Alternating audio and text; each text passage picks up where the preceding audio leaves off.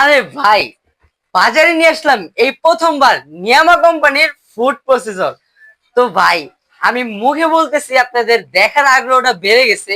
তো চলুন দেখে আসি এটার কার্যকরিতা কি এবং এটার সাথে কি কি থাকছে। এটার সঙ্গে থাকবে একটা ডিম থেকে কুসুম আলাদা করার জন্য একটা ট্রাইপড, আটা ফেট করার জন্য একটা কাটার।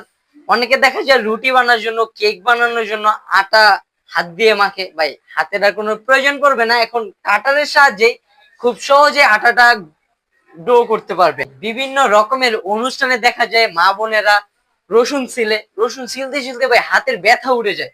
তো ভাই, এরকম একটা কাটারের সাহায্যে 10 কেজি রসুন শুধুমাত্র 1 মিনিটে ছিলতে পারবেন।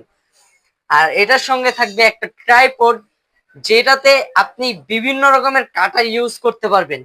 আরো ভাই, দেখা যায় অনেক কেকের জন্য ক্রিম তৈরি করতে চায় কিন্তু পারতেছে না, এটা দিয়ে খুব সহজ